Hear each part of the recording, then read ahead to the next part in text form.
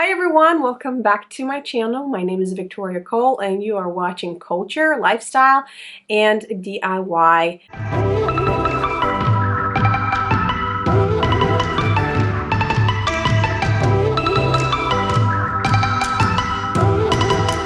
I am so glad that you joined me in today's project. I did step back a little bit from YouTube and took a little bit of a break to strategize a little bit for this year, but I'm back and I have so many projects coming up, so be sure to click that subscribe button to see the other projects that I will be putting out there. And also, if you wanted to skim through my older projects and see some of the things that I do.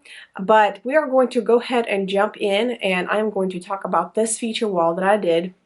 I actually started posting about it on Instagram. If you don't follow me, be sure to follow me at Viktoriya Cole on Instagram. I'm always shooting out some sneak peeks before these videos come out, but I'm going to have some interactive videos for you, so it's not just going to be a talk through, but you're going to see a step-by-step process on exactly how I did this paneled wall. From what I researched, there's a lot of people that are doing this, but I think it's a little bit harder to capture, so unless you're always having like a time-lapse thing going, most people are just sitting down and just talking through this video and don't really have as much descriptive video or like little clips in between. But I wanted to make sure that I recorded clips in between so you can see the whole process as I was creating this whole wall.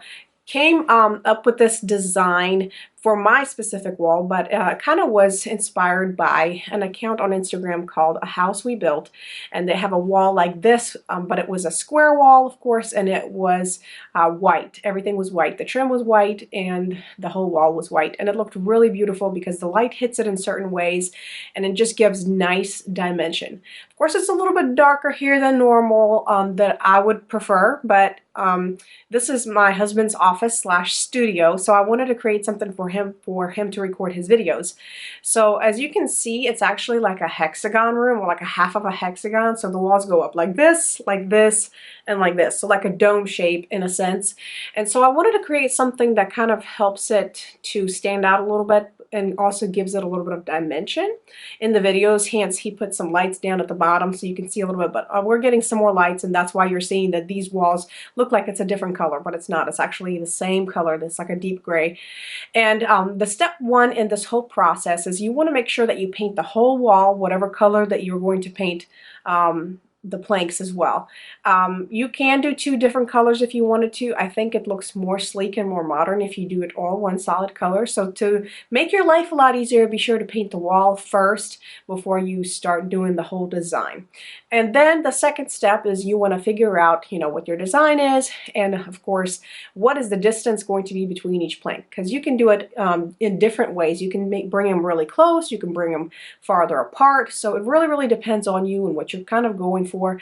I wanted them kind of a little bit farther apart because I didn't want this wall to look kind of crammed and busy. I wanted to have some dimension, but not something crazy out there. So my wall turned out to have 8.5 inches in between each plank. And of course, I have some that are going like a corner, almost kind of cutting off and creating this triangle side. Then I have some that are going up and down a little bit sideways, and then I have some that are going straight this way. So I wanted to show you some of the instruments that I used, and I think a lot of people, when they think of creating a project like this, they don't want to do something like this because they think they're going to have to buy a lot of equipment. And honestly, you really don't need a lot of equipment. I only bought one tool that I really wanted to have for my other projects, and I wanted to test it out. It was actually a Stanley staple gun, which also shoots out smaller nails, which you can buy. I'm a woman, and I like to do things like this, and I've never done this myself, so just wanted to test it out and figure out how to do it. And that's just kind of how you learn. That's personally my thing, is I just jump right into it and go ahead and do it. So maybe I'm that second person that you want to go to see some of the steps that kind of help me along the way, so that you don't have to make the same mistakes, or that would help you in the process to do something even if you don't have a lot of equipment at home. So the first thing that I did was I measured out this wall, the up wall, the side wall right here at the top with the ceiling, and then the side, and then the bottom over here, just to make sure that I can kind of get an estimate of how many feet of the trim that I need. And then I went to Home Depot and shopped around to try to figure out which kind of trim do I want to use. So from the inspiration that I was looking, they used a pretty thick frame, pretty thick trim, not frame, pretty thick frame, pretty, pretty thick trim. Wow. And so I didn't want to do that because, again, this wall is a lot smaller, the ceilings are not as high, and I didn't want it to look really bulky. So I found this trim called Lattice, and it's like a multi-purpose one, and it was already primed, so it makes it very easy to paint whenever you start the project. So I'm going to show you exactly what it looks like. This is it. So as you can see, it's like a 1/4 inch plank. It's very lightweight. Of course, they sell it by foot, about 98 cents a foot, which kind of can seem expensive depending on how big the wall is. So my project turned out to be $100, but of course, again, I had to buy, or I wanted to buy my Stanley gun, which actually really helped me in the process to just put up these planks like it was, you know, a piece of cake, and I've done this before. So I will show you how I started this corner. Of course, I basically trimmed out the edge and then the top, and then I measured out 8.5 inches from one side of the corner to the upper side of the corner, 8.5 inches, and I just marked it, and then I laid a smaller plank sideways like this and figure out what the angle was, and then just cut it and use my Stanley gun or staple gun to shoot it up against the wall. Now I'm going to tell you that this is a very thin and small a trim, and I didn't use any construction adhesive, but if you were going to create a bigger wall and use thicker trim, I would actually recommend you use an adhesive, construction adhesive, which kind of comes in those little big tubes that you could stick in one of those guns, and you basically just dab and make little dots, so whenever you actually shoot the nails through, it actually glues the plank to the wall and it doesn't end up falling out or whatever, because you know it's less likely for you to find a stud every single time. Maybe one of them will hit a stud and then the rest of them will be like into the drywall. So if it's heavier trim, you want to make sure that you do use construction adhesive. The bigger planks and the longer planks, I actually used a laser, a ruby laser. I actually bought it because the laser that I had before, it broke, and so I needed a new one. So you basically turn it on and it comes with a little pin and you pin it to the wall, and I'm going to try to show you. As you can see, it shows you the lines. So basically I still measured out my 8.5 inches from one side to the other, and then used this laser to line those dots up like this. And then that gave me an overview of exactly where the plank should go, so it makes it nice straight line and it doesn't end up like this, like this, like this, you know, then your wall is just going to look crazy. So this was a really helpful tool when it came to diagonal placements. So if you are creating a design that just solely has diagonal lines, I would definitely recommend using a laser like this. This was $14 at Home Depot. I'll link it for you guys down below in my description box so you can see where you can get this. Another handy tool that I used, this was kind of like the cheap version of an angle finder. They also have some electronic ones, but this is what it kind of looks like. It's almost like a protractor, but in some cases it was harder to find angles, especially when it was up against the wall, like these corners right here. So basically what I did was I laid this against the wall. It was kind of more like this, and then, you know, shifted it to make sure that it was that angle, and then I used that same angle. You can actually tighten this so it doesn't move, and then kept that angle, and then put it on one of my planks and then cut that angle, and that made sure that I was cutting the right angle for the wall so that I didn't end up messing up my planks, because again, the trim was 98 cents a foot, and that can get pretty expensive if you have several things that you're doing. And then the straight ones, The straight ones that I did over here, all they required was a leveler, and this is kind of my favorite. I think I found this one at Target. It actually has a magnetic piece right here, and a lot of times if you're hanging up pictures or mirrors, this is a great tool to use to make sure that it's straight. So the only thing I had to do was put this on top of the plank, again measure out my 8.5 inches in between on this side, and on the opposite side put this on top of the plank. Make sure that that little ball is measured in the middle or stays in the middle, and then I marked with a pencil or pen, you know, 2 dots at the top and the bottom of each little plank, and then I put it down and used something straight, like a straight edge, to create that line, chopped it off, and then attached that with my nail gun. And again, I'm going to show you those interactive little clips, maybe with some pictures in between, so you can see exactly what it looked like with the white trim put up against the gray wall.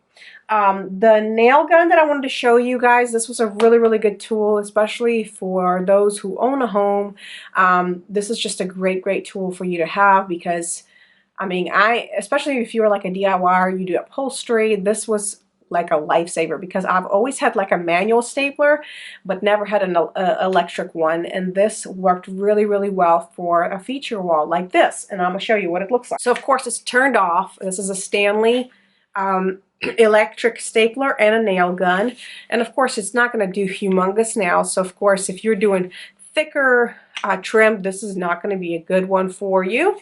But if you do like smaller projects, this is a great piece to buy. I think it was only $30. You can have staplers right here, and then they have some nail guns that you can buy that's also, you know, a competitor's. Like for some reason, if they don't have Stanley staplers or nails, you can actually look up what are some ones that you can buy from like a competitor. Like this is the one that I bought, and this was by Arrow Fasteners, because they didn't have any Stanley ones when I bought this one.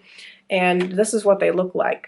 They're small nails, and these were a 15 mm, I think, which was competitive. Yeah, 15 mm, which is 5/8 of an inch. And it worked really well with this lattice. So if you have like smaller trim that you're using in a smaller feature wall, or even if you're using it for a bigger wall and just wanted to use this lattice because it's just a little bit easier to work with and it's not as thick, I would definitely suggest using this electric gun. So I was a little confused how to insert these nails in. I actually had to look up some some YouTube training videos, and not a lot of people had them.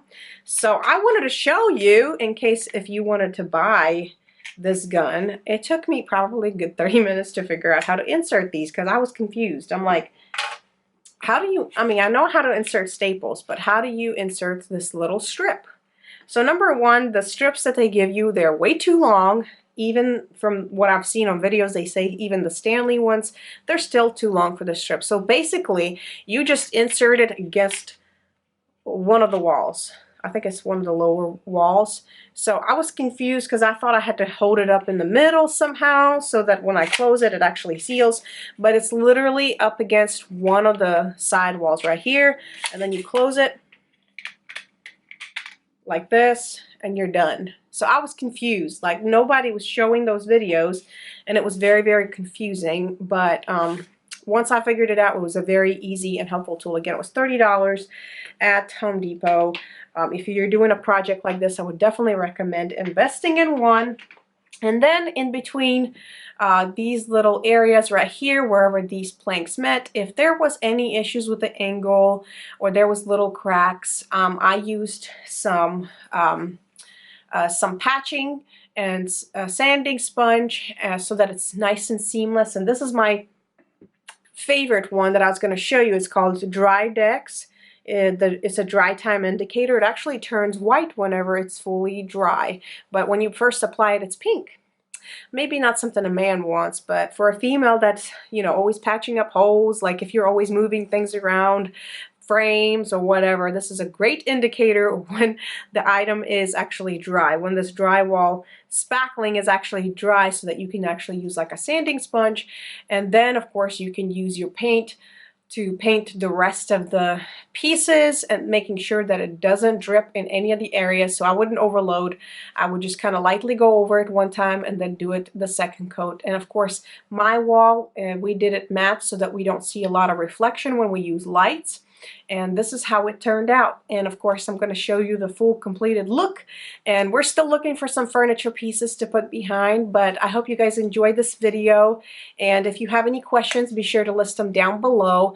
But I hope that this was descriptive enough and I showed you some helpful tools. If you don't own a lot of equipment, you can definitely do this at home using a handsaw if you wanted to.